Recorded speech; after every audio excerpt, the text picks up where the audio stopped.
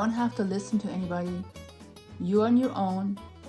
You can go where you want, eat where you want, sleep how you want and how long you want. There's nobody there who would chime in, tell you what to do, basically. Welcome to my bedroom, or better known as Live Your Best Life at 50. So I'm so excited to bring you guys this new podcast series all about solo travel for female over 50. Some of these episodes are going to be on the road. So as soon as summer hits and I hit the road, you're going to hear some of these episodes from the road. And who knows how that's going to go. I got to find a quiet corner, I guess. So stay tuned for the exciting new series. So in the first episode of this new series about travel over 50, we're talking about why you should travel solo. The pros and maybe a couple of cons. But today we're talking about the benefits of solo travel, especially as a woman. So the first point I want to make is you don't have to listen to anybody. You're on your own. You can go where you want, eat where you want, sleep how you want and how long you want. There's nobody there who would chime in, tell you what to do, basically. This can be especially rewarding if you had a family and now you're on your own and you always had to cater to other people. Now it's your turn. No more catering. You could cater to yourself. It's part of self-love to do what you desire and to do what you want to do, basically. And you can plan your own trips, day trips, or just in the first basic where to go when you start planning. It's exciting. You doing it for yourself. You don't have other people with their interests and their dislikes and likes. It's just you. And I think when you get older as a woman, being in the second part of your life, so to speak, they say, you need to get used to thinking about yourself, putting yourself first, because life is short and you want to enjoy it, whatever how much time there is left. We all don't know that part, but that doesn't matter. All that matters is you and your opinions and your choices. And sometimes that means you say no. And then you don't have to ask a group of people or just one other person what you want to do, what you can do or cannot do. So that's the biggest pro in my opinion. You don't own anything to anybody. You can do whatever you want to do. Now, the second point I wanted to make is you have to get out of your comfort zone. It is important for self-growth to do something you've never done before. Something that scares you shitless, basically. Sorry for the, swearing, but yeah, that's my personal experience. That's the worst thing. Do something you want to do, but you're scared of doing. That's the biggest growth you can have. And it doesn't matter what. Could be some stupid little things or something very big on your bucket list. So yeah, get out of your comfort zone. That's the one thing you do when you're solo travel. If you haven't done it ever before and you always traveled with family or traveled with a partner, you can do something that you've never done before besides the travel part. Maybe you go bungee jumping, maybe you go skydiving, maybe you swim with sharks, maybe you go scuba diving, maybe you go snorkeling, maybe you go on a safari, maybe you put yourself in maybe you go to a hostel and sleep in a room with other people. That is not necessarily something exciting, but it's something that's out of your comfort zone. and you meet people, and it forces you, like me, I'm an introvert. It forces me to meet other people, talk to other people, make new friends. I have to ask people where to go, and sometimes you have to, if you don't know the language, most likely you're not always somewhere there to speak English very well, or you have to figure it out yourself. You have your phone, obviously, Google Translate, but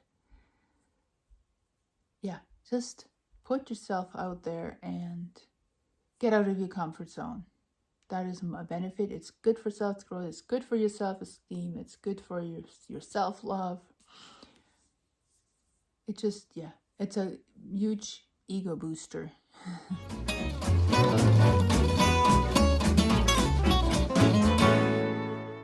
I hope we're going to have some guests on here, some woman that do this,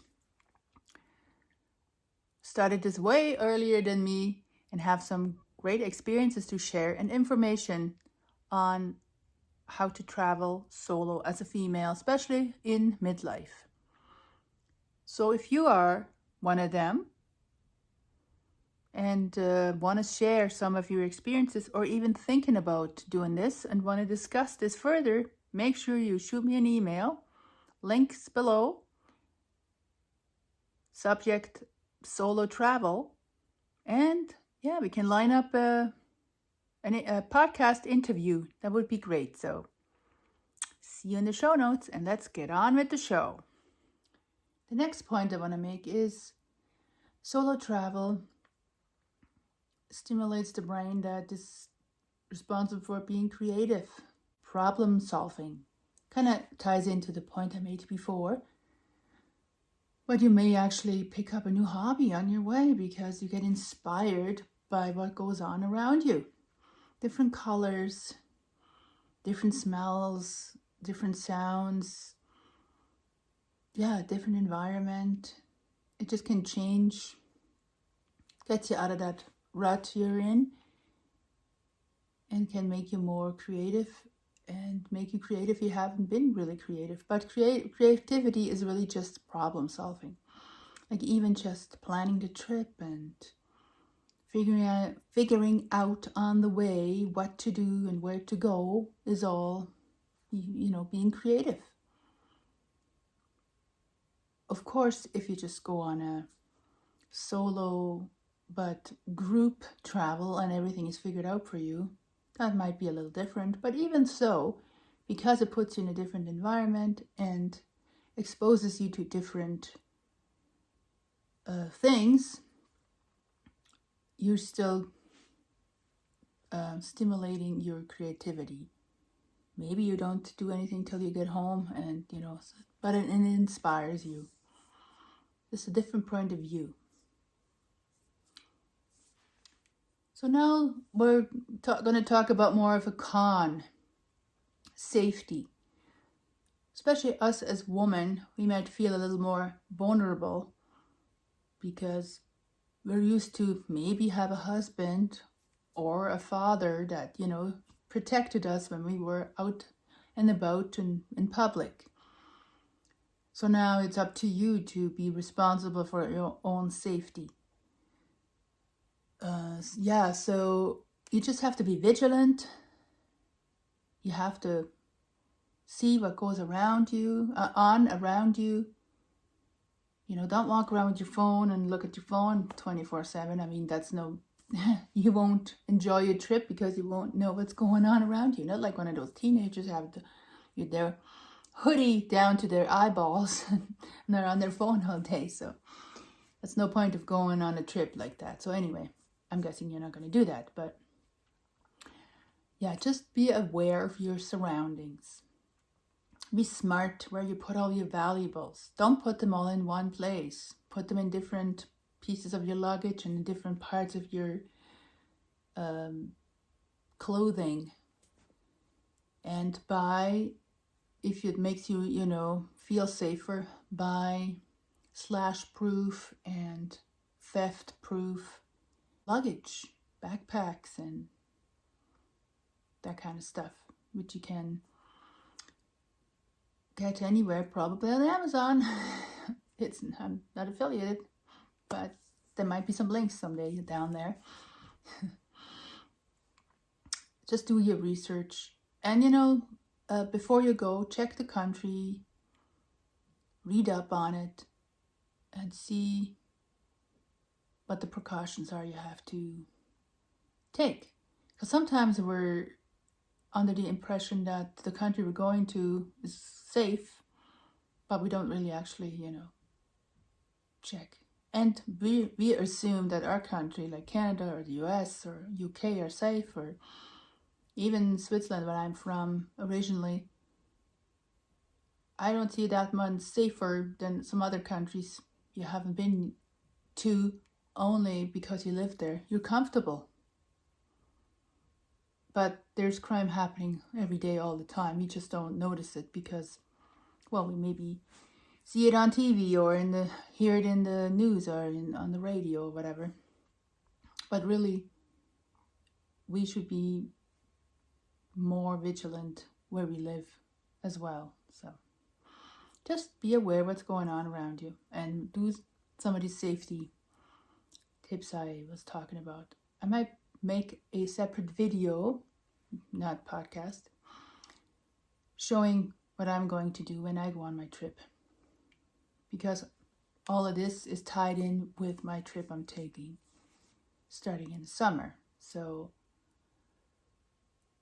I will make a video all about the things I'm packing and the safety precautions I'm going to take, or trying anyway to take, because I did travel before on my own last year, part of it anyway. I've traveled on my own, and I mean, I had no problems, nothing happened.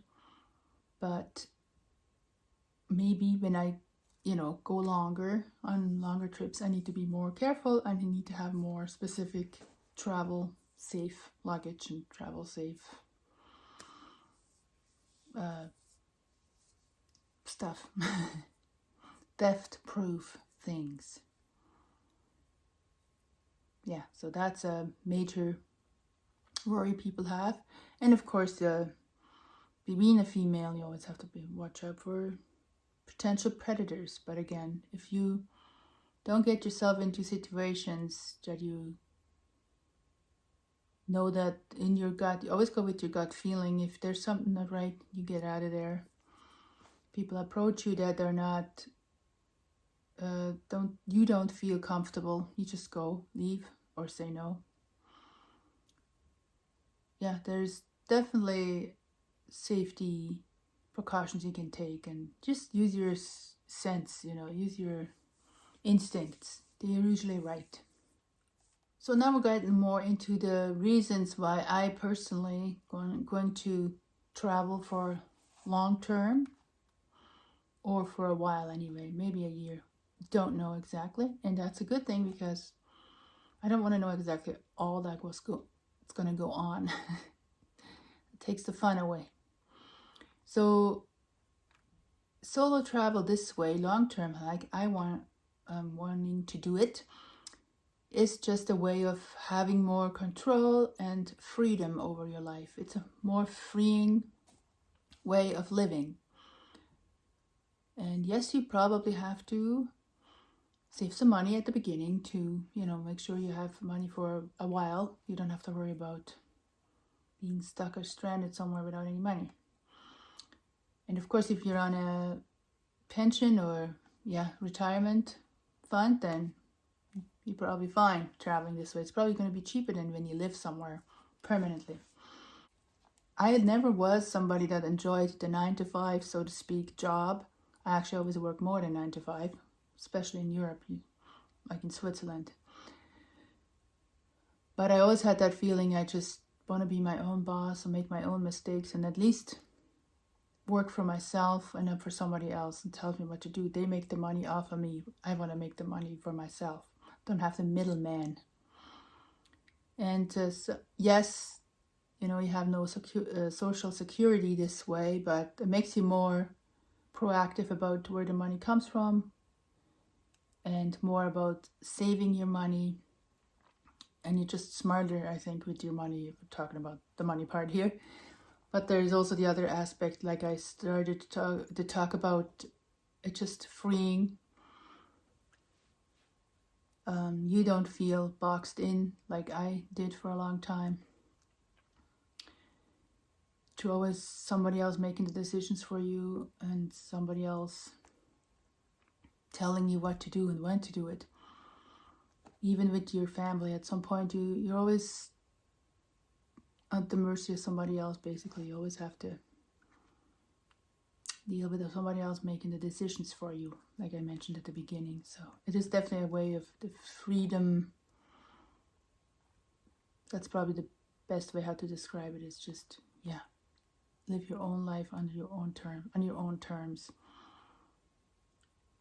It's just the ultimate freedom, I think, this way. And yes, it's hard, and it's not going to be always fun, but all the experiences you have are adding up, and they're all part of all this journey you're on, basically, if you're doing it this way. If you have any questions or concerns or any comments at all, please leave some down in the comments. Subscribe, follow, please, for the next few episodes. Living our best life over 50.